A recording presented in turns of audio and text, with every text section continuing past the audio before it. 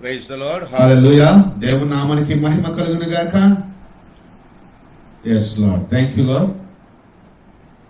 ప్రభునందు మిక్కిలి ప్రియులైన మీ అందరికీ కూడా నజరేయుడైన యేసు క్రీస్తు నామమునందు మీకు అక్టోబర్ నెల శుభాలు తెలియజేస్తున్నాను. దేవుడు మనలందరినీ కూడా సెప్టెంబర్ నెల అంతా కూడా దాచి కాచి కాపాడి దీవించిన దేవుడై ఉన్నాడు. అనేక అద్భుతమైనటువంటి సాక్ష్యాలతో మనం ఈ నెలలోకి అడుగు పెట్టాం. దేవుడు చేసిన మేలు ఎన్నో ఉన్నాయి ప్రియులారా, అన్నీ చెప్పడానికి వీల్లేదు. అలాగే మేలు చేసే దేవుడు మన దేవుడై ఉన్నాడు. ఈ లోకంలో ఎవరైనా సరే మానవ జాతిని ప్రాణం ఇచ్చినంతగా ప్రేమించిన దేవుడు ఎవరైనా ఉన్నారు అంటే ఈ లోకంలో ఆయన యేసు ప్రభు ఒక్కరే తప్ప మానవ జాతి కొరకు మేలు చేసింది లేదు. మానవ రక్షణార్థమైనటువంటి పాప క్షమాపణ, పాప పరిహారార్థ బలి, పాప పరిహారార్థమైన శిక్ష అనుభవించినటువంటి పాపికి పాప క్షమాపణ, పాపికి పాప విముక్తి, పాపం నుండి రక్షణ, పాపికి పరిశుద్ధత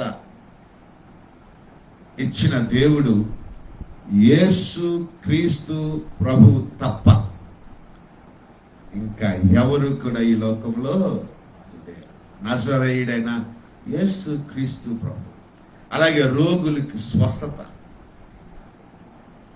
బీదవారికి సువార్త అందించటం, బీదవారికి ఆదరించటం, దిక్కులేని వారిని దరిచేర్చి దీవించటం, చింతలన్నీ నా మీద వేయండి, మీ చింతలన్నీ తీర్చే బాధ్యత నేను తీసుకుంటున్నానని చెంత చేరిన దేవుడు యేసు దేవుడు.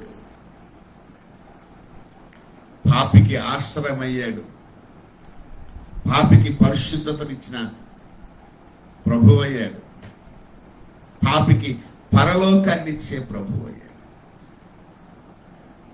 హల్లెలూయా. నీ పాపాలు క్షమించబడ్డాయి, నువ్వు లేచి నడిచి వెళ్ళిపోనన్నాడు. అలాగే ఎవరు చేయగలరు? దేవుడు తప్ప ఎవరు చేయగలరు? ఎస్, అక్కడ ఉన్న వాళ్ళందరూ దేవుడు తప్ప ఎవరు క్షమించగలరు? మనుష్య కుమారునికి పాపంలో క్షమించే అధికారం ఉంది అని చెప్పిన దేవుడు. కరుణగల యేసయ్యా నా జీవితానికి నీవే చాలునై. ఆయన సరిపోయే దేవుడు, మన జీవితాలకు సరిపోయే దేవుడు.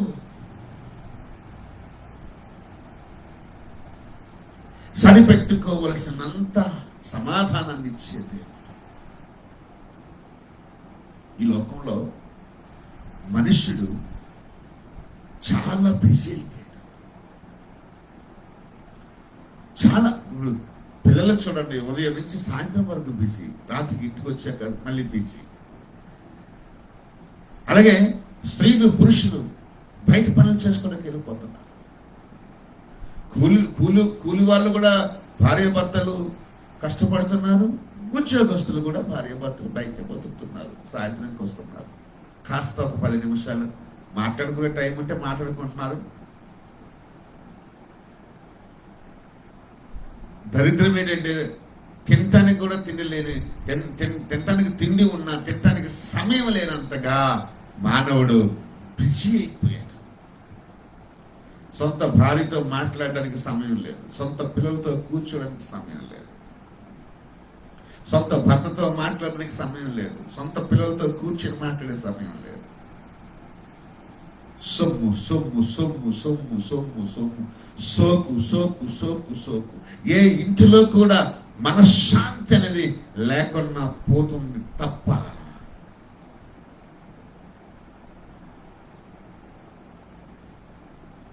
మనుషులు మనుష్యుడు మాత్రం బిజీని మాత్రం వదలుతుంది. ఏం చేస్తారమ్మా మీ వారు, మా వారు ఎక్కడ చూస్తున్నారు, అది చూస్తున్నారు, అది చేస్తున్నారు, ఇది చేస్తున్నారు, ఉద్యోగం చేస్తారు, వ్యాపారం చేస్తారు, ఖాళీగా ఉంటారు. నువ్వేం చేస్తున్నావు? నేను అలా చేస్తాను, ఇది చేస్తాను. ఓకే, వీళ్ళు తిండి తింటారు. మనం హోటల్కి వెళ్తే ఆయన అన్నాడు, అనియా ఒక్క 5 నిమిషాలు ఆగని నేను పార్సల్ కడతాను. అరే మా ఇడ్లీ, వడ, అలాగే బాండా పార్సల్కి వెళ్ళాం. బ్రేక్ఫాస్ట్ ఒక రోజు చుట్టాలు వస్తే అక్కడ వంట చేయటానికి ముందు రోజు పరిచర్య ఎక్కువ భారమైనంత తెల్లవారులేసి టిఫిన్ చేయలేకపోతే టిఫిన్ కొట్టుకెళ్ళి పార్సల్ కాడికి వెళ్ళాం. నేను మా బ్రదర్, నా చింత. అక్కడ హోటల్ పార్సల్ కొడుతున్న తమ్ముడు అంటున్నాడు, అనియా ఒక 5 నిమిషాలు ఆగండి. నాకు చాలా ఆశ్చర్యం వేస్తుంది అనియా, ఈ రోజున మనుషులకు తిండి తినే సమయం కూడా లేదన్నా. ఏంటట, తిండి తినటానికి కూడా సమయము లేదు. మరి తిండి తినటానికే సమయం లేకపోతే ఎన్ని పనుల్లో నువ్వు ఇరుక్కున్నావు? ఇంకా దేవుడి దగ్గర నువ్వెప్పుడు కూర్చుంటావు? దేవుడి మాటలు నువ్వు ఎప్పుడు వింటావు? ఈ లోకంలో ఏదైనా సరే ఉన్నతమైన పని ఏదైనా ఉంది అంటే అది దేవుడి దగ్గర కూర్చొని దేవుడు మాటలు వింటమే. చూద్దాం లూకా సువార్తలో, అది యేసు ప్రభువే తన సొంత మాటలతో చెప్తున్నాడు, మార్తమ్మతో చెప్తున్నాడు. లూకా సువార్త 10వ అధ్యాయము 38వ వచనం నుంచి 42వ వచనం వరకు మాటలు ఉంటాయి. అంతటా వారు ప్రయాణమైపోవచ్చునుగా ఆయన ఒక గ్రామంలో ప్రవేశించాను. మార్త అను ఒక స్త్రీ ఆయనను తన ఇంట చేర్చుకునేను. ఆమెకు మరియా అను సహోదరి ఉండేను. ఈమె యేసు పాదముల యొద్ద కూర్చుంటే ఆయన బోధ వినిచింది.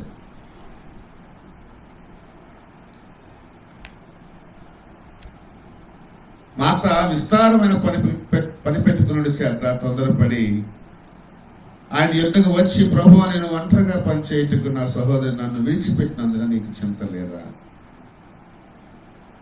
నాకు సహాయం చేయమని ఆమెతో చెప్పుగా.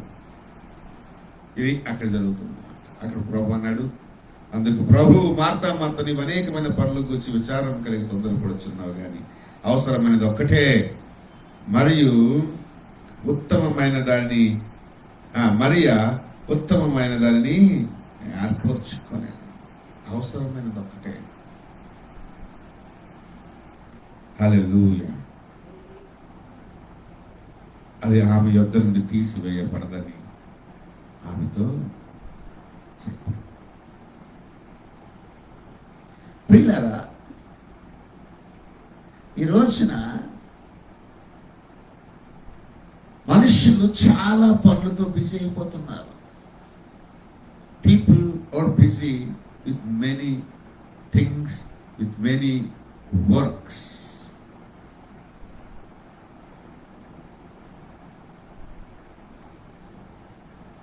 It's an amazing thing.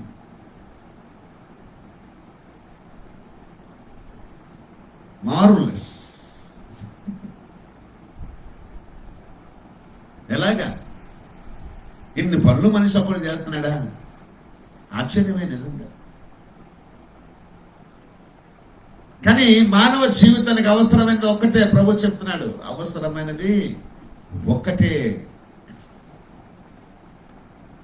అదే ఉత్తమమైన పని, అదే ఉత్తమమైన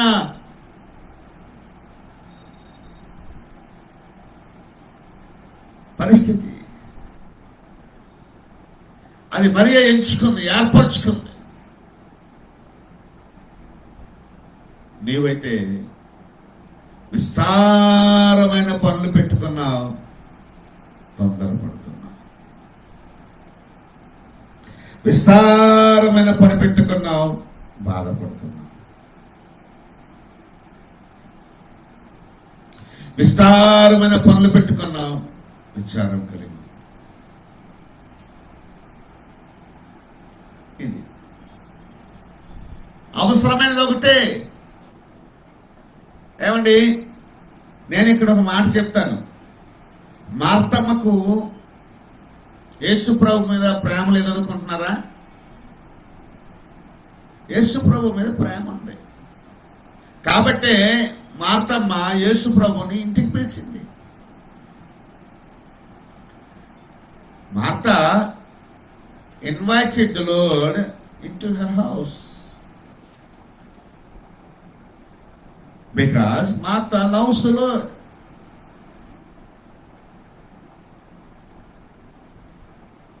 మార్తకు యేసు ప్రభు పట్ల ప్రేమ ఉంది.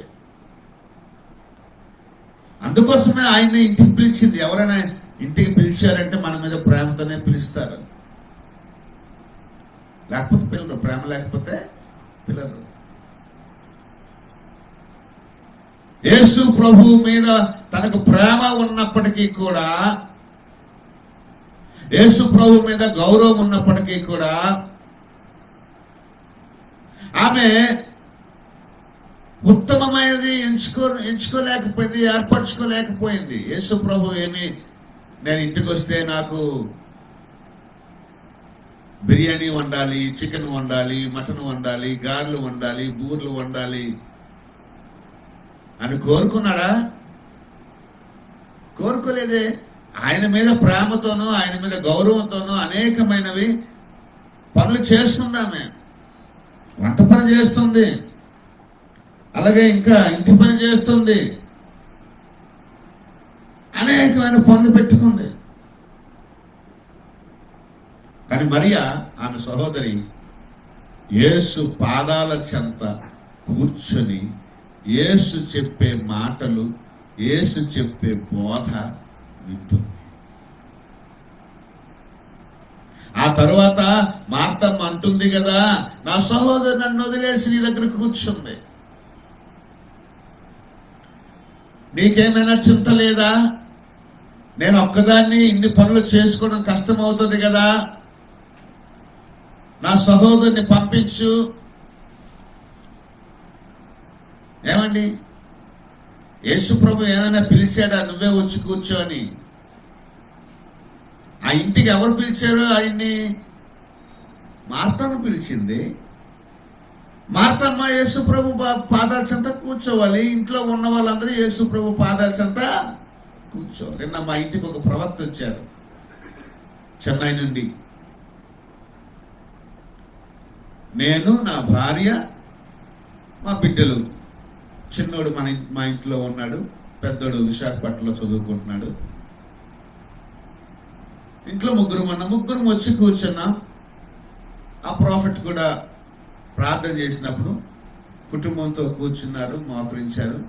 పెద్ద అబ్బాయి విశాఖపట్నంలో చదువుకుంటున్నాడు అని ఆయన చెప్పారు. ఇంట్లో ఉన్న వాళ్ళందరూ వచ్చి కూర్చొని వినాలి. దైవ సేవకుడు వస్తే, ఇంటికి దైవ సేవకుడు వస్తే ఇంట్లో వాళ్ళందరూ వచ్చి కూర్చొని దేవుడి మాటలు వినాలి. ఒకడేమో సెల్ ఫోన్ పట్టుకొని, ఒకడేమో ల్యాప్టాప్ పట్టుకొని, ఒకడేమో క్రికెట్ బ్యాట్ పట్టుకొని, ఒక ఆమెమో ఇంట్లోకి వెళ్ళిపోయి ఆన్లైన్ జాబ్ చేసుకొని అని అంటే కనుక అలాంటి ఇంటికి వెళ్ళడం ఇబ్బందిగా అనిపిస్తుంది. దేనికి వెళ్ళాలి? నీ ఉద్యోగ సమయం వేరే, నీ ఆట సమయం వేరే, నీ వంట సమయం వేరే. అవన్నీ ముగించుకొని దేవుడి దగ్గర కూర్చొని దేవుడు మాటలు వినాలి. మా చిన్నప్పుడు అలాగే చేసేవాళ్ళం. తెల్లవారుజామున అయ్యగారు విజిటింగ్కి వస్తే గనక నిద్రపోయిన మమ్మల్ని లేపేవాడు పాపం దైవజనుడు. అప్పుడు ఆటలకు వెళ్ళే వాళ్ళని పిలిచేవారు. మా అమ్మ మా నాన్న పిలిచేవారు. లేకపోతే పాస్టర్లు వస్తే మేమే వచ్చేసేవాళ్ళం. కూర్చునేవాళ్ళం. 2 పాటలు పాడేవాడు, 2 మాటలు చెప్పేవాడు. అందరి మీద తల మీద చేసి ప్రార్థన చేసేవాడు. మంచి దైవజనుడు. దైవికంగా మేము అలా పెరిగాం. దేవుని ఏర్పాట్లు అలాగే పెరిగాం. తల్లిదండ్రులు కూడా దేవుడిని నమ్ముకోవడంతో మాకు పరిస్థితులు అయింది. ఈ రోజున నేను చెప్తున్నాను, ఏం పనులు పెట్టుకొని ఏం సాధిస్తున్నావు? ఎన్ని పనులు పెట్టుకొని ఏం సాధిస్తున్నావు? ఏమి లాభం వస్తుంది? నేను చెప్తున్నాను, సైన్స్ స్టూడెంట్ ఇంజనీర్ అవ్వలేడు, ఇంజనీర్ మ్యాథ్స్ స్టూడెంట్ డాక్టర్ అవ్వలేడు. ఎందుకు అంటే నీకు ఎన్ని సబ్జెక్ట్స్ ఉన్నాయి? Maths, English, Hindi, Telugu, social, science, ఇలాగా సబ్జెక్టుల వారీగా ఉండి అన్ని సబ్జెక్టులో ప్రావీణ్యత ఉన్నా సరే ఏదో ఒక సబ్జెక్టులో మాత్రమే నువ్వు ముందుకు రాగలుగుతావు. ఒకవైపు క్రికెట్ ఆడి, ఒకవైపు బ్యాడ్మింటన్ ఆడి, ఒకవైపు వాలీబాల్ ఆడి, ఒక హాకీ ఆడి, ఒకవైపు కబడ్డీ ఆడితే ఎన్ని గేమ్లో నువ్వు పార్టిసిపేట్ చేయగలవు? ఏదో 1-2 గేమ్స్లో నువ్వు బాగా ప్రావీణ్యత సంపాదిస్తే దాని మీద నువ్వు పట్టు సంపాదించి నువ్వు దానిలో ఏదైనా ముందుకు కొనసాగలవు. కాబట్టి అనేకమైన పనులు అనేవి ముందు ఆపి అవసరమైన పని ఏంటి, అవసరమైన విషయం ఏంటి ఆలోచన చేయాల. 5 గంటల నుంచి రాత్రి 10 గంటల వరకు ఊరు మీద తిరుగుతూనే ఉంటారు. ఈ రోజున మగపిల్లల్ని అనలేము, ఆడపిల్లల్ని అనలేము. ఇళ్ళ దగ్గర తల్లిదండ్రులు ఒంటరిగా ఉంటారు. తండ్రి బయటికి వెళ్తే తల్లి ఒక్కదాయి ఇంటి దగ్గర. అయ్యో ఇంటి దగ్గర మా అమ్మ ఉందే, మా అమ్మ ఒక్కదాయని, మా అమ్మకి నేను ఏం ఆరోగ్యంగా ఉందో లేదో, అనారోగ్యంగా ఉందేమో, మా అమ్మకి ఏమైనా సాయం చేయలేము, కాయగూరలు తేవాలేము, నీళ్లు తేవాలేము, పాలు తేవాలేము, ఏదైనా తేవాలేము, తలనొప్పుగా ఉందేమో, కాలు పీకుతున్నాయేమో. ఇలాంటి ఆలోచనలు ఈ రోజున పిల్లలకి ఎవరికి లేవు. ఎవడో ఫ్రెండ్ ఫోన్ చేస్తాడు పారిపోవడమే, ఎవడో ఫ్రెండ్ ఫోన్ చేస్తాడు పారిపోవడమే. ఉత్తమమైనది ఎంచుకోవాలి, ఉత్తమమైనది ఎంచుకోవాలి. నువ్వు అనేకమైన పనులు పెట్టుకున్నావు, నీకు విచారమే మిగులుతుంది. అనేకమైన పనులు పెట్టుకున్నావు, నువ్వు తొందరపడుతున్నావు. మరి ఆ తొందర లేదే, ప్రభు పాదాల దగ్గర కూర్చుందే, ప్రభు బోధ వింటుందే, ప్రభు మాటలు వింటుందే. దేవుడి మీద ప్రేమ అనేది ఒక్కటే మనకి సరిపోదు, కానీ దేవుడి మీద నిజంగా నీకు ప్రేమ అంటే దేవుడు పాదాల దగ్గర కూర్చొని దేవుడు మాటలను వినాలి. దౌర్భాగ్యం ఏంటంటే తిరిగి దేవుడికే పాఠాలు చెప్పే స్థితిలోకి వెళ్ళిపోయారు. మనం దేవుడికే పాఠాలు చెప్పే స్థితిలోకి వెళ్ళిపోయాం. మనం దేవునికే బోధ చేసే స్థితిలోకి వెళ్ళిపోయాం. సేవకులకే బోధ చేసే స్థితిలోకి వెళ్ళిపోయాం. కొందరి దగ్గర ఎక్కువ జ్ఞానం ఉంటుంది, కానీ వినాలి వినాలి. ఆ పువ్వు తిప్పు. కొందరి దగ్గర చాలా జ్ఞానం ఉంటుంది, దైవిక జ్ఞానం చాలా ఉంటుంది, అయినా వినాలి. నేను విశాఖపట్నంలో ఒకరింటికి 2-3 సార్లు ప్రేయర్కి వెళ్ళాను, పరిచర్య చేయడానికి వెళ్ళాను. అక్కడ ఆయనకి చాలా ఆత్మీయ జ్ఞానం ఉంది, బైబిల్ జ్ఞానం ఉంది. నేను స్కూల్లో చదువుకునేటప్పుడు ఆయన భార్య నాకు టీచర్. సో దేవుడిని నమ్ముకున్న కుటుంబం, అది చక్కని కుటుంబం. అక్కడికి వెళ్ళినప్పుడు ఆయనకు చాలా జ్ఞానం ఉంది. నిజంగా ఎంతమంది ఎన్ని ప్రశ్నలు వేసినా సమాధానం చెప్పగలదు ఆయన. కానీ ఆయన కన్నా చిన్న వయసులో ఉన్న వాళ్ళం మేము. సేవకుడుగా ఇంటికి వెళ్తే మమ్మల్ని ప్రేమించి మేమేం బోధ చేస్తున్నామో ఎదురు మాట్లాడుకున్నా, విమర్శించుకున్నా చక్కగా దేవుని వాక్యాన్ని వాళ్ళు వింటారు. ఏదైనా ఫ్రీ టైంలో కలిసి కూర్చునేటప్పుడు ఏదైనా వాళ్ళు చెప్పాల్సింది ఏదో చెప్తారు, లేకపోతే అవసరం లేకపోతే చెప్పరు. చక్కగా పరిచయం చేస్తే ఏమంటారు, చక్కగా పరిచయం చేయకపోతే అక్కడ మీరు అలాగా అనుంటే బాగుండు, లేకపోతే అక్కడ అలాగెందుకు అన్నారు, ఏమన్నా దాని గురించి మాకు చెప్తారా, అందులో మాకు జ్ఞానం దొరకలేదు చెప్తారంటే అక్కడ కూర్చొని వింటారు. అంత చక్కని షోలు అది, అంత చక్కని కుటుంబం. దేవుడు మాటలు వినేటటువంటి శ్రద్ధ వాళ్ళు ఎప్పుడు చాలా ఉన్నతమైన స్టేటస్. వాళ్ళ పాప స్కాట్లాండ్లో ఉంటున్నారు, బాబు ఇంజనీరింగ్ అయ్యింది, చక్కని గృహాలు విశాఖపట్నంలో వాళ్ళకి ఇచ్చారు, ఉన్నత స్థితిలో ఉన్నారు. ప్రతి సేవకుని ప్రేమిస్తారు. ప్రతి సేవకు నుంచి అది వృద్ధుడా చిన్నోడా అనుభవం ఉందా లేదా అని కాకుండా వాళ్ళ దగ్గర నుంచి వాక్యాన్ని వింటారు. ఈ రోజున క్రైస్తవ సంఘములో దేవుని బిడ్డలమైన పరిశుద్ధులమైన విశ్వాసులముగా పిలువబడుతున్న మనం దేవుడు మాటల్ని ఎలా వింటున్నాం, దేవుడు మాటల్ని ఎలా ఎంచుకుంటున్నాం అన్నది ఆలోచన చేసుకోవాలి. పాస్టర్ గారు అంటే అందరికీ ప్రేమే. ఐగర్ ప్రైజ్ లేడు సార్, ఐగర్ ప్రైజ్ లేడు సార్, ఐగర్ ప్రైజ్ లేడు sir, Iger Iger Iger Iger Iger అయ్యగారు అయ్యగారు విలేజ్లో అయ్యగారు కారు కాదు గోరు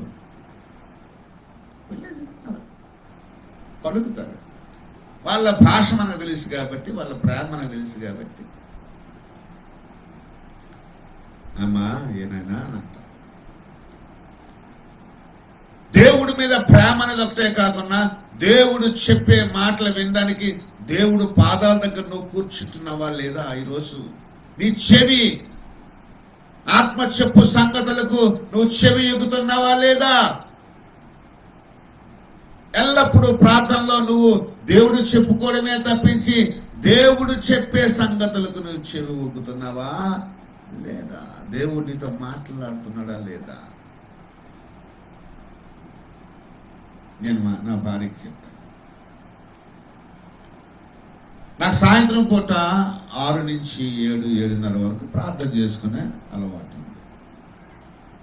నేను ఒక చోటుకి వెళ్ళి ప్రార్థన చేసుకుంటా, ఇంట్లోనే, ఇంటి దగ్గరే. ఆమె వంట చేసుకుంటారు. కుటుంబ ప్రార్థన వేరే, సంఘ ప్రార్థన వేరే, వ్యక్తిగత ప్రార్థన వేరే. ఆ సమయంలో నా బాధ అంతా దేవుడితో చెప్పుకోవడానికి, నా కష్టాలు చెప్పుకోవడానికి, నాకు అవసరమైన వాటిని దేవుడిని అడుక్కోవడానికి వెళ్ళేటప్పుడు దేవుణ్ణి స్తుతించి ఆరాధించి ఘనపరిచి పాటలతోనూ లేకపోతే స్తుతితోనూ దేవుడికి కృతజ్ఞతలు చెల్లించి ఏదైనా మాట అడక్క ముందు దేవుడు దానికి ముందు వాక్యం చదువుకుంటా, పరిశుద్ధ గ్రంథాన్ని చదువుతా, బైబిల్ చదువుతా, ఓపుకుంటే 2 చాప్టర్లు చదువుతా, 3 చాప్టర్లు చదువుతా, లేకపోతే ఒక చాప్టర్ని చదివి ఆ చాప్టర్లో దేవుడు ఏం మాట్లాడబోతున్నాడు, దేవుడు ఏం పట్టుకోబోతున్నాడు. మొన్న సంఖ్యాకాండంలో చెప్తాను, ఒక ఉదాహరణ చెప్తాను. ఇది 2 భాగాలు 3 భాగాలుగా వెళ్ళిన ప్రసంగం, మీరు శ్రద్ధగా వినండి. సంఖ్యాకాండంలో దేవుడు ఏం చెప్పాడంటే మోషేకి, మోషే ఇశ్రాయేలు గోత్రాల్లో ఎవరెవరు పెద్దలు ఉన్నారో, ఎవరెవరు వారసులు ఉన్నారో వాళ్ళందరినీ లెక్క పెట్టరు బాబు. లెక్కపెట్టి అవి వాళ్ళ కుటుంబాలకి నువ్వు స్వాస్థ్యాన్ని ఇవ్వాలి. ఆ మాట గుర్తు చేస్తాను. దగ్గర అది సంఖ్యాకాండం 26వ అధ్యాయంలో 52వ వచనాన్ని చదువుకుంటే, యెహోవా మోషేకి ఇలాగ సెలవిచ్చాను, వీరి పేర్ల లెక్క చొప్పున ఆ దేశమును వీరికి స్వాస్థ్యముగా పంచిపెట్టవలెను. ఎక్కువ మందికి ఎక్కువ స్వాస్థ్యం ఇయ్యవలెను, తక్కువ మందికి తక్కువ స్వాస్థ్యం ఇయ్యవలెను. దాని జనసంఖ్యను బట్టి ఆయా గోత్రములకు స్వాస్థ్యం ఇయ్యవలెను. చీట్లు వేసి ఆ భూమిని పంచిపెట్టవలను. వారు తమ తమ పితరుల గోత్రముల జనసంఖ్య చొప్పున స్వాస్థ్యమును పొందవలను. ఎక్కువ మందికేమి తక్కువ మందికేమి చీట్లు వేసి ఎవరి స్వాస్థ్యమును వారికి పంచిపెట్టాలి. మోషేకి చెప్తున్నాడు దేవుడు, కనాను దేశములోనికి మీరు వెళ్ళినప్పుడు ఆ కనాను దేశములో ఇదిగో గోత్రాల్లో ఉన్న వీరికి, ఉదాహరణకి బెంజమిన్ గోత్రంలో ఒక 10 లక్షల మంది ఉంటే అలా 10 లక్షల మందికి సరిపడే స్వాస్థ్యం ఇవ్వు. యోధా గోత్రంలో ఒకవేళ 2000 మంది తక్కువగా ఉంటే ఆ 2000 మందికి సరిపడా స్థలం ఇవ్వు.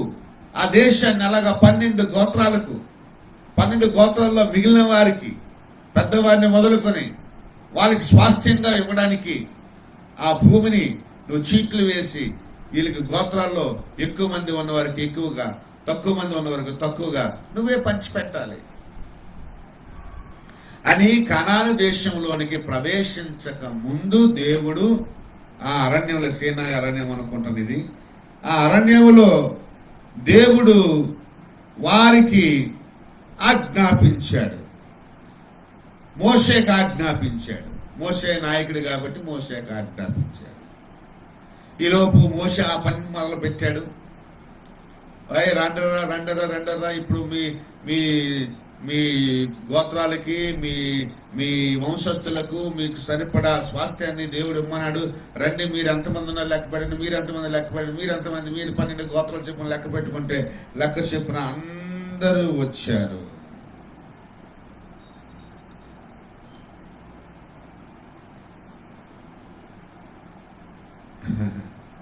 ఆ తర్వాత ఏంటంటే తెలుసా, 64వ వచనంలో మోషే అహరోనులు సీనాయి అరణ్యములో ఇశ్రాయేలు సంఖ్యను చేసినప్పుడు లెక్కింపబడిన వారిలో ఒక్కరైనా వీరిలో ఉండలేదు. ఏలయనగా వారు నిశ్చయంగా అరణ్యంలో చనిపోతాను యెహోవా వారిని గురించి సెలవిచ్చాను. యెఫున్నె కుమారుని కాలేబును, నూను కుమారుడు యెహోషువ తప్ప వారిలో ఒక్కరైనా మిగిలి ఉండలేదు. ఇక్కడ ఆశ్చర్యం ఏం తెలుసా, దేవుడు వాగ్దాన దేశానికి వారిని నడిపించినప్పుడు, వాగ్దాన దేశంలో నీకు పాలు తేనెలు ప్రవహించే దేశంలో నువ్వు అడుగు పెడతావు, నువ్వు దీవించబడతావు, నువ్వు స్థాపించబడతావు, నేను ఎస్టాబ్లిష్ చేస్తాను అని ఇశ్రాయేలీలకు దేవుడు వాగ్దానం చేసిన వాగ్దాన భూమికి, వాగ్దానం చేసిన ప్రజలకి, ఈ 12 గోత్రాల్లో 12 గోత్రాలకి స్వాస్థ్యాన్ని సిద్ధపరుస్తున్న దేవుడు చివరికి వారిని స్వాస్థ్యము పొందని చెప్పున్న ఆ అరణ్యములోనే ఆపేశారు. చచ్చిపోయారు.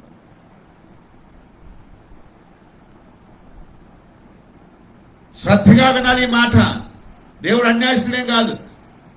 పంచిపెట్టరా బాబు అని మోషేకి చెప్తే ఆ పంచిపెట్టినోడు కూడా లేడు, మోషే కూడా చేసిపోయాడు. నువ్వే పంచిపెట్టాలి, పెద్దోడివి నువ్వు, తగు తీర్చే పెద్ద మనిషివే. తగు తీర్చే పెద్ద మనిషి లేడు, న్యాయం చేసే న్యాయమూర్తి లేడు, న్యాయాన్ని ధర్మాన్ని పొందుకునే ప్రజలు కూడా అక్కడ లేరు. కానీ దేవుడు వారి కోసం స్వాస్థ్యం సిద్ధపరిచి ఇచ్చేయని అన్నాడు. ఇది చదివినప్పుడు నా గుండె తరుక్కుపోయింది. దేవుడు ఎందుకు తీసుకురావాలి, దేవుడు ఎందుకు వాళ్ళకి స్వాస్థ్యాన్ని ఇవ్వలేదంటే, దేవుడు ఆ ఏంటని పద్ధతి అంటే ఆయనలో నాకేం తప్పు కనపడలా.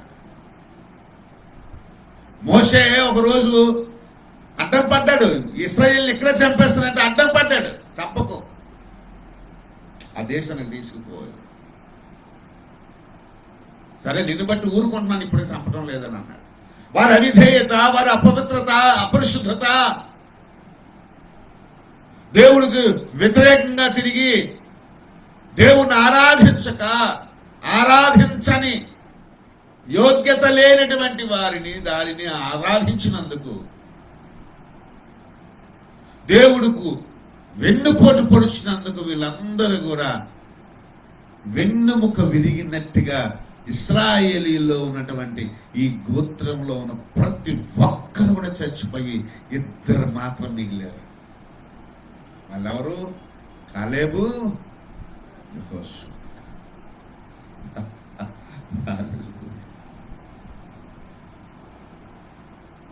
వేగు చూడటానికి మాత్రమే, వేగు చూడటానికి మాత్రమే అనుమతి వచ్చిందేమో. 12 గోత్రాల్లో 12 గోత్రీయులు వెళ్ళారు వేగు చూడటానికి. ఆ దేశంలో సంచరించారు. మోషే కూడా వెళ్ళి చూడలేదు, మోషే కూడా సంచరించలేదు. కానీ ఈ 12 గోత్రీయులు ఆ కనాను దేశంలోనికి వెళ్ళారు.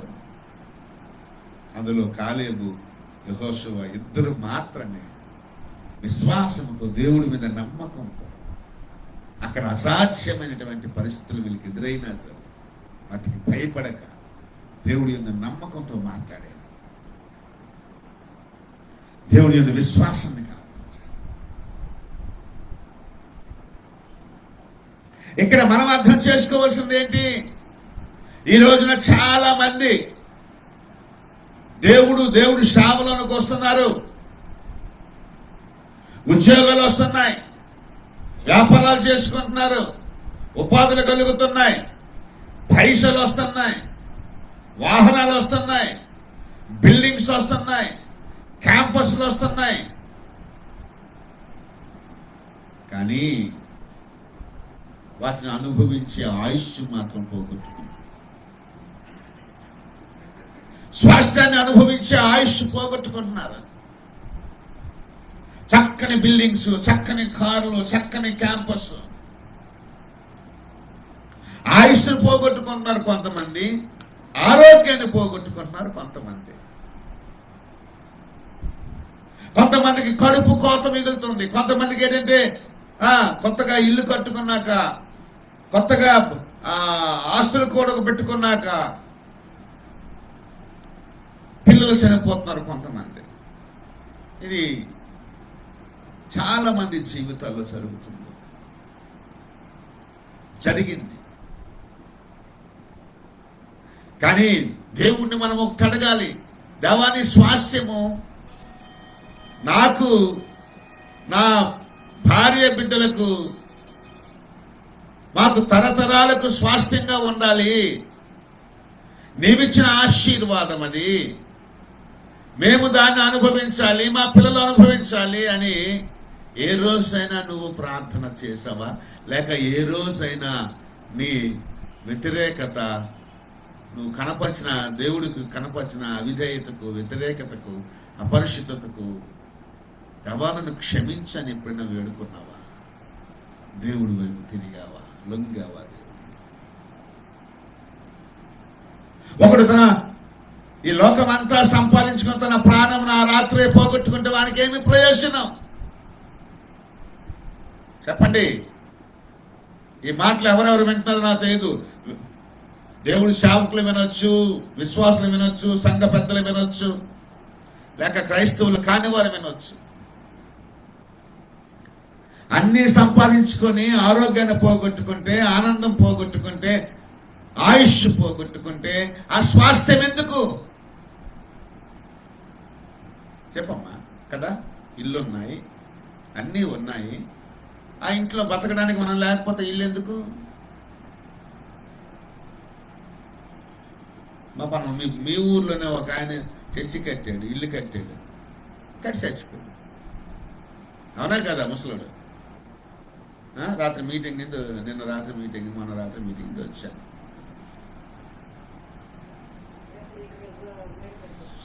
అలా వెనక్కి చచ్చిపోయాడు.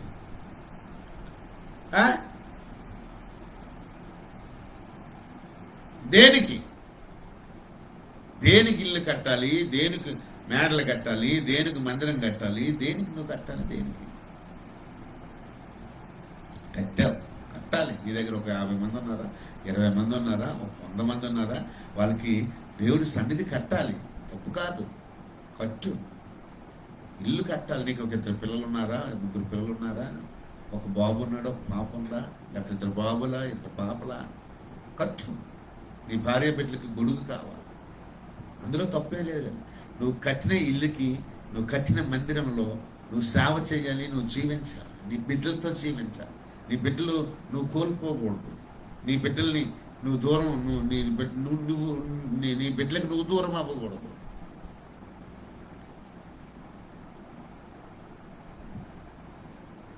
ఇవేవి లేనప్పుడు అందరూ కలిసి ఉన్నాం, చక్కగా ఉన్నాం, మనశ్శాంతిగా ఉంది, అన్నీ ఉన్నాయి. అన్నీ వచ్చిన తర్వాత అందులో మనం లేకపోతే ఆ స్వాస్థ్యం ఎందుకు?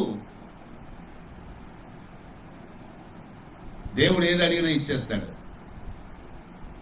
కానీ నువ్వు ఆయుష్ అడగటం లేదు, వారసత్వానికి ఆశీర్వాదం అడగటం లేదు. వారసత్వానికి ఆశీర్వాదము కావాలంటే దేవుడి వైపు తిరిగి, దేవుడి నీతిలో నువ్వు ఎదిగి స్థాపించబడి, దేవుడు పాదాల దగ్గర కూర్చొని దేవుడు బోధ వింటే గాని నీకు అది రాదు.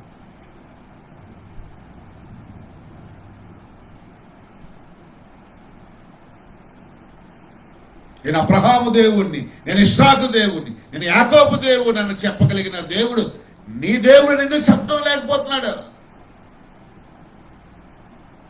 నువ్వు దేవుడిని నమ్ముకున్నావు, ఓకే, అది పెద్ద గొప్పతనం ఏం కాదు. దేవుడిని ఎవడైనా నమ్ముతాడు. దేవుడిని ఎవడైనా నమ్ముతాడు. దేవుడు నిన్ను నమ్ముతున్నాడు లేదా? దేవుడిని నిన్ను నమ్ముతున్నాడు అనకూడదు. కానీ వ్యభిచారం చేస్తే స్త్రీ అయినా దేవుడిని నమ్ముతుంది, నాకు పాప క్షమాపణ కావాలి అని.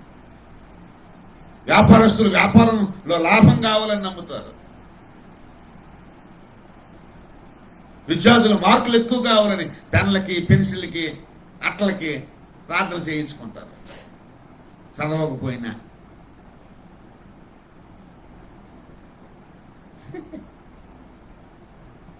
అలా ప్రార్థన చేయించుకుంటూ పాస్ అయిపోతారా? మనలో లేని విశ్వాసాన్ని తీసుకొచ్చి అట్లకి, పెన్నులకి, పేపర్లకి ప్రార్థనలు చేసి పంపిస్తారు. ఒరే బాబు చదువురా బాబు, చదువురా బాబు, చదువురా బాబు, చదువురా బాబు, నెత్తి నేరు కొట్టుకుంటే పిల్లలు చదువుతారు.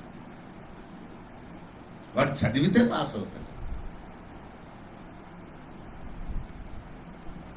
చదవలేదు, నా మీద నమ్మకం పెట్టుకున్నాడు కాబట్టి నేను పాస్ చేయలేనని దేవుడు పాస్ చేయడు.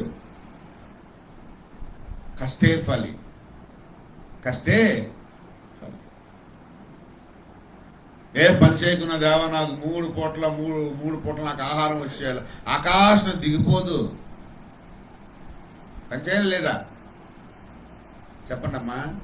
మరి అలాగైతే అందరూ ఆకాశం దిగిపో, ఆకాశం దిగిపో, ఆకాశం దిగిపో, ఎవడు పని చేయకన్నా ఆకాశం దిగిపో అంటాడు. విశ్వాసం సరిగ్గా పెట్టుకోండి. దేవుడు ఏం చెబుతున్నాడో మాట వింటే విశ్వాసం వినుట వలన విశ్వాసము కలుగుతుంది. ఆ విశ్వాసం ఇక్కడ కాలేబు, యెహోషువ తప్ప ఎవడు వెళ్ళలేకపోయారు. ఎందుకు తెలుసా? వాళ్ళు ఎప్పుడు దేవుడు మాట విన్నారు. మోషే వృద్ధాప్యం వచ్చింది, దేవుడు తీసేశాడు. మోషే కూడా ఒక అవిధేయత, మోషేలో కూడా ఒక అవిధేయత కనబడ్డది. ఆయన రాలిపోయాడు. పంచిపెట్టేవాడు రాలిపోయాడు, స్వాస్థ్యాన్ని పొందుకునే వాళ్ళు కూడా.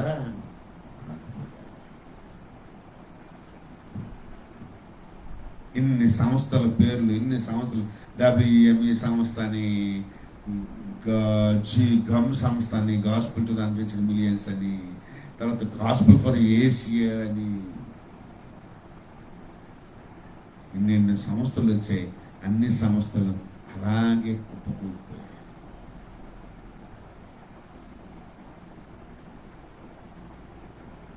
కుటుంబీకులు పోగొట్టుకున్నారు, వారసులు పోగొట్టుకున్నారు, ఆరోగ్యాలు పోగొట్టుకున్నారు, అభిషేకం పోగొట్టుకున్నారు, ఆయుష్ పోగొట్టుకున్నారు.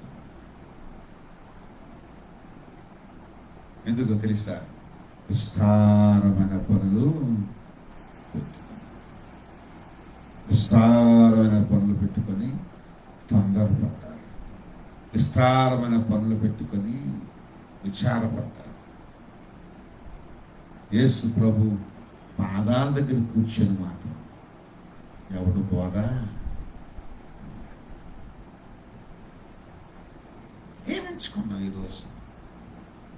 ఇప్పుడు ఒక ఆయన రాజకీయం ఎంచుకున్నాడు, ఒక ఆయన రియల్ ఎస్టేట్ వ్యాపారం ఎంచుకున్నాడు,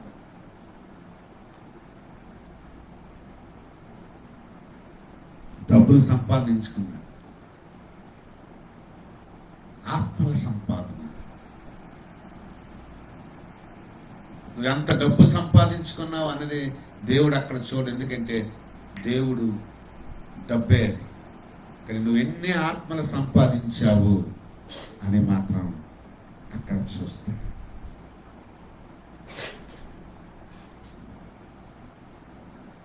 హల్లెలూయా.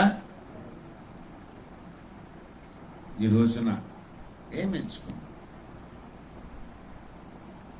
ఏమి ఎంచుకున్నావు? ఏమి ఎంచుకున్నావు? ప్రియులారా, ఇది మనం ఆలోచన చేయాలి. ఇది చాలా ఆలోచన చేసి ఉత్తమమైనది ఎంచుకోవాలి. ఆఖరికి ఎవరు అంటుంది, నన్ను వదిలేసింది నా సహోదరి, నాకు సహాయం చేయాలి, చేయటానికి రాలేదమ్మా, నేను ఒంటరిదాన్ని అయిపోయాను అంట.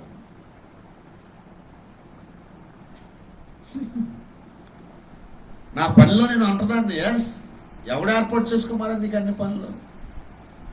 ఏమండి, ఎవరింటికని వెళ్తే కాస్త పప్పు అన్నం పెట్టినా కడుపు నిండుతుంది, కాస్త పలహారం పెట్టినా కడుపు నిండుతుంది, కాస్త పలావ్ పెట్టినా కడుపు నిండుతుంది, కాస్త పులిహోర పెట్టినా కడుపు నిండుతుంది. అన్ని వండమని ఎవరైనా చెప్పాడా? అన్ని వండాలండి. కడుపు నిండాకేముంది? 2 యాప్లకాయలు ఇస్తే కడుపు నిండిపోతుంది. అసలు ఒక యాప్లకాయ తింటేనే కడుపు నిండిపోతుంది. 2 రొట్టెలు తింటున్నారు రోజు రాత్రులు చాలా మంది. ఈడేమో 100 కేజీలు ఉంటాడు కానీ 2 రొట్టెలే తింటాడు.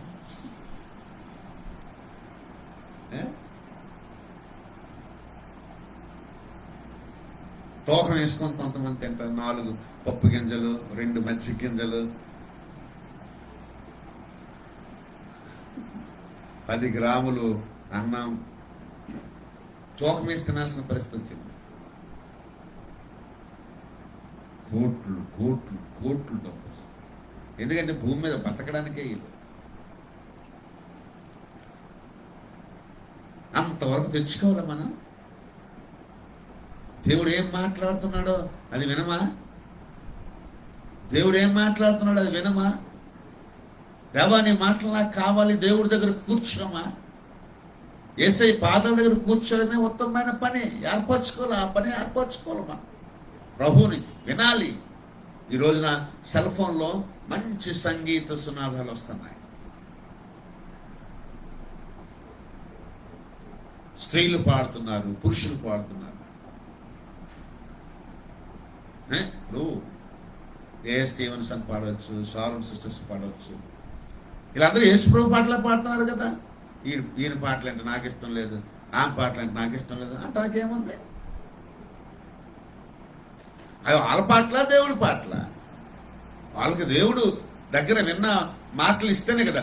సంగీతం బాగుండి, క్షుణ్ణమైన పదజాలం ఉండి, హృదయాన్ని ఆకర్షించేటటువంటి స్వరం ఉంటే గనక ఖచ్చితంగా దాన్ని ఎవరు పాడినా, ఎవరు రాసినా వినండి, పాడండి, అలవాటు చేసుకోండి.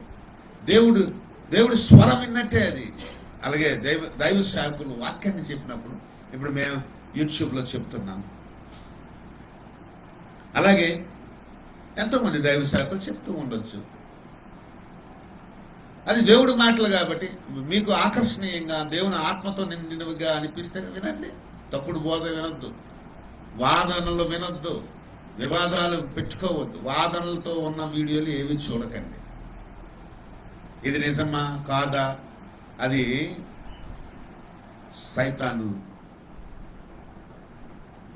ప్లాన్. కొందరికి ఏది నిజమో తెలియక ఏదేదో చెప్పేస్తుంటారు. వాళ్ళు నేర్చుకోవాలి. దేవుడు మనం చెప్పే ప్రతి ప్రసంగానికి, ఆడే ప్రతి మాటకి దేవుడు ఖచ్చితంగా తీర్పు తీరుస్తాడు.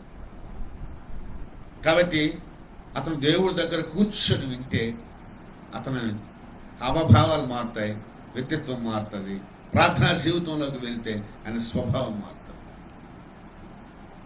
కాబట్టి మనం ఏం చేయాలంటే దేవుణ్ణి అంగీకరించాలి, దేవుడు పాదాల చెంత కూర్చోవాలి, దేవుని మాట వినాలి. అయితే నాలుగు పరిచయలో రోజు 1, 2, 3 అధ్యాయాలు చదివిన తర్వాత అందులో తీసుకొచ్చిన మాటలు బట్టి చెప్పాను కదా, ఇందాక సంఖ్యాకాండలో చెప్పిన మాటలు బట్టి, దేవా ఇదిగో నాయన నువ్వు స్వాస్థ్యాన్ని పంచిపెట్టి ప్లానిచ్చావు మోసేకి, కానీ పంచిపెట్టేవాడు లేడు, తీసుకునే ప్రజలు కూడా లేరయ్యా. మరి ఈ రోజున ఆ స్వాస్థ్యం దేనికయ్యా? అయ్యా అనుభవించకపోతే స్వాస్థ్యాన్ని ఎందుకయ్యా? నా ప్రభువా, అలాంటివి మా జీవితంలో కొద్దు ప్రభువా. నువ్వు స్వాస్థ్యం ఇస్తే గనక దాన్ని మేము అనుభవించాలి, మా బిడ్డలు అనుభవించాలి. మాతో పాటు మా బిడ్డలు కూడా నీ సేవ చేయాలి, నీ ఆశీర్వాదానికి వారసులు అవ్వాలి, నీ నామాన్ని ఎరగాలి, నిన్ను వెంబడించాలి, నిన్ను ప్రకటించాలి అయ్యా. ఆ కృప మాకు ఇవ్వనాయన.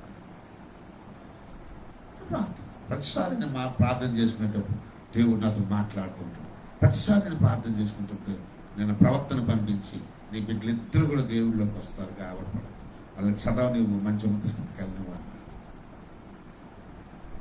I got my answer. బిడ్డలు ఎవరొస్తారు ఇప్పుడు వాళ్ళకి బైబిల్ కూర్చున్న అవగాహన ఉన్నా లేకపోయినా సరే ఒక రోజున వాళ్ళు దేవుడికి పరిచయం చేస్తారు. కన్ఫర్మేషన్ అయిపోయాయి అంతే. హ్యాపీ. ఉత్తమమైనది ఎంచుకోవాలి. ఆయన మాట వినాలి, ఆయన పాదాల చెంత కూర్చోవాలి, ప్రార్థన చేయాలి, ఆయన స్వరం వినాలి. అంతేగాని విస్తారమైన పనులు మాత్రం పెట్టుకోకు. పెట్టుకుంటే విచారం, పెట్టుకుంటే వివాదం, పెట్టుకుంటే తొందరపాటు. దేవుడు మాట నువ్వు మిస్ అవుతావు, దేవుడి సన్నిధి నువ్వు మిస్ అవుతావు, దేవుని ఉన్నతమైన ఆశీర్వాదాన్ని నువ్వు మిస్ అయిపోతావు. ఈ ప్రమాదం నుంచి బయటపడాలి అంటే దేవుడు పాదాల దగ్గర కూర్చొని దేవుడు స్వరాన్ని వినే, దేవుడు బోధను, దేవుడి మాటను, యేసయ్య మాటను వినే ఉత్తమమైన పనిని ఎంచుకోండి. యేసు ప్రభు అంటున్నాడు, మరియ ఉత్తమమైనది ఏర్పరచుకుంది, అది ఆమె యొద్ద నుండి తీసివేయబడదు. ఆ మాటలో ఉన్న ఆశీర్వాదం తీసివేయబడదు, ఆయన సన్నిధిలో ఉన్న ఆనందం తీసివేయబడదు, ఆయన ద్వారా రావాల్సిన ప్రతి ఆశీర్వాదం ఆమెకు వెళ్ళిపోతుంది. కాబట్టి నువ్వేం ఎంచుకున్నావు ఆలోచించి. రెండవ భాగాన్ని వచ్చే ఆదివారం మరికొన్ని విషయాలు తెలుసుకుందాం. ఈ 11, 12 తారీఖుల్లో చిలకపల్లెంలో ఉపవాస కూటాలు ఉన్నాయి. దేవుని నామంలో బలంగా వాడబడేటట్టు ప్రార్థన చేయండి. ఉద్యమం కొరకు వాడబడేటట్టు ప్రార్థన చేయండి. అలాగే హైదరాబాద్లో ఈ నెలలో కూటాలు ఉన్నాయి, అవి కూడా చక్కగా జరుగులాగిన మీ అనుదిన ప్రార్థనలో మా కొరకు ప్రార్థించగలరని మనం చేస్తున్నాను. ఈ పరిచర్య మీకు ఆశీర్వాదకరంగా ఉంటే కనుక మాతో పాటు సేవలో కొనసాగాలనుకుంటే కనుక, దేవుడి రాజ్యాన్ని ప్రకటించాలి అనే ఆశ మీలో కలిగితే కనుక మా కొరకు ప్రార్థిస్తూ మాకు మీరు దేవుని రాజ్య వ్యాప్తి నిమిత్తమై పాలిభాగస్తులుగా, సహకారులుగా ఉండాలని కోరుతూ ఈ మాటలని ముగిస్తున్నాను. దేవుడు మనల్ని దీవించి ఆశీర్వించునుగాక. ఆమేన్. అమ్మగారు వచ్చి అమ్మగారు వచ్చి ప్రార్థన చేస్తారు. చివరి ప్రార్థన ఆశీర్వాదంతో కార్యక్రమం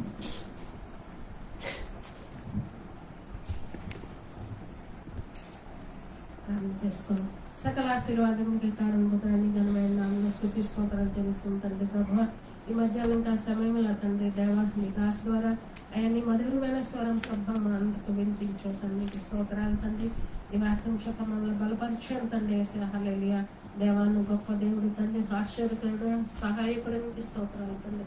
అయ్యా తండ్రి మా జీవితంలో ప్రభా నీ వాక్యం అనుసార ప్రభా అయ్యా తండ్రి నీ వాక్యం వినటానికి ప్రభా సహాయం చేయండి తండ్రి. అయ్యా తండ్రి మీ పాద సన్నిధిలో కూర్చొని నీ వాక్యం విన్నా నీ వాక్యం నేర్చుకొని కూడా మా అందరికి దయచేయండి తండ్రి ప్రభా. దేవానికి స్తోత్రాలు తండ్రి. విస్తారమైన పని పెట్టుకొని అయా ప్రభా జీవితంలో ఎన్నో నష్టాలు వస్తున్నాయి తండ్రి ప్రభా. అయా తండ్రి నువ్వు ఇచ్చిన ఆస్తిని అనుభవించలేకపోతున్నా అనేక మంది ప్రభా దేవా ఈ లోకం నుంచి గతించిపోయారు తండ్రి ప్రభా. కానీ ప్రభా మేము ఆయుష్ను ఆరోగ్యాన్ని అయా ప్రభా మేము అడుగుతాము తండ్రి. ఏసా ప్రభా నీ సేవ నిమిత్తం నీ పక్ష నిమిత్తం ప్రభా మమ్మల్ని బలపరిచాం తండ్రి. నీ సంతోషం ఆనందం ఆరోగ్యం ఐశ్వర్యం నుంచి మమ్మల్ని నడిపించాం తండ్రి. అయా ప్రభా ఆ దీవిని మాకు కావాలైతే ప్రభా మేము ప్రతిదినం ప్రభా నీ ఆత్మీయ ఆహారం మేము తినాలి, నీ ఆత్మీయ బలం పొందుకోవాలి తండ్రి. అట్టి కృపాన్ని మా అందరికీ అనుగ్రహించమని ప్రార్థిస్తుంది తండ్రి. దేవానికి స్తోత్రాలు తండ్రి. అలాగే తండ్రి సంఘంలో జతపరచని ప్రతి బిడ్డని ప్రతి కుటుంబీకుని అయా ప్రభా పేరు పేరుని ఈ వాక్యం చేత బలపరచని వాక్యం స్థిరపరచండి ప్రభా. దీవించండి ఆశీర్వదించండి. అలాగే ప్రభా ఆన్లైన్ ద్వారా ఎంతో మంది వాక్యం విన్నారు తండ్రి. ప్రతి ఒక్క బిడ్డని పేరు పేరు దీవించండి, బలపరచండి, ఆశీర్వదించండి తండ్రి. హల్లెలూయా. దేవాన్ని సన్నిధిలో సమయం గడపడానికి ప్రభా అయా తండ్రి కృపాన్ని ప్రతి ఒక్కరిని అనుగ్రహించండి ప్రార్థిస్తుంది తండ్రి. అలాగే ప్రభా మా బిడ్డను దీవించండి, చదువులో తోడండి అండకుండా ఉండండి ప్రభా, సహాయ సకలు అందించండి. అలాగే ప్రభా ఈ పచ్చరను దీవించండి. పచ్చర ద్వారా ప్రభా అనేక మంది బిడ్డ ప్రజలకు సువార్త ప్రకటించడానికి నీ కృపాన్ని అనుగ్రహించండి. అలాగే తండ్రి ప్రభా ఈ నెల 11-12 తేదీ జరగబోయే పాలనలో ఉపాసన కొడుకు కూడా దీవించండి. అయా ప్రభా ఆశీర్వదించండి తండ్రి. ప్రభా నీకు మహిమాభితరములు జరిగించండి తండ్రి. అలాగే ప్రభా హైదరాబాద్ లో కూడా ప్రభా నీ చట్టం ప్రకారం ఈ సమయం ప్రకారం అక్కడ కూడా ప్రభా మీటింగ్ జరగడానికి మార్గం సరళం చేయండి. ఈ నెల జరగబోయే ప్రతి మీటింగ్స్ అద్భుత ఆశ్చర్యకరంగా మహిమకరంగా జరిగించండి తండ్రి. అలాగే ప్రభా మా కుటుంబీకి కావాల్సిన పచ్చరికి కావాల్సిన ప్రతి అవసరం తీర్చండి, సహాయ సకలం అందించండి. యేసు పరిశుద్ధ నామమున అడిగి వినిపించున్నాం తండ్రి. ఆమేన్, ఆమేన్. ఇప్పుడు మన పరమ తండ్రి నా దేవుని యొక్క ప్రేమ, మన రక్షకుడును ప్రభువైన యేసుక్రీస్తు యొక్క కృప, సమస్త ఆదరణ కలిగించు పరిశుద్ధాత్మ దేవుని యొక్క అన్యోన్య సహవాసం సమాధానం కూడిన మనకందరకు ఆన్లైన్ ద్వారా వాక్యం విన్న మీ కుటుంబాలకు పరిచయాలకు సార్వత్రిక సంఘానికి సకల పరిశుద్ధులకు ఇప్పుడు ఎల్లప్పుడూ సదాకాలము తోడైన నడిపించును గాక. ఆమేన్. యేసు రక్తమే జయం, శిలువ రక్తమే జయం. ప్రభు యేసు నామములో సంపూర్ణ విజయం కలుగును గాక. Amen. God bless you my friends. Praise the Lord. ఈ వర్తమానాన్ని విన్న మీరు ప్రోత్సాహకరంగా ఇతరులకి ప్రోత్సహించడానికి ఈ వీడియోని మీరు కూడా ఇతరులకు షేర్ చేసి పరిశుద్ధ సంఘమైన దేవుని సంఘాన్ని యేసుక్రీస్తు వారి ప్రశస్తమైన రక్తంలో కడగబడినటువంటి కొనబడినటువంటి ఈ సంఘాన్ని స్థాపించబడిన ఈ సంఘాన్ని బలపరచవలసిందిగా కోరుకుంటూ సందేశాన్ని ఇతరులకు పంపించవలసిందిగా మనస్ఫూర్తిగా వేడుకుంటే మాట్లాడుతున్నాను. God bless you.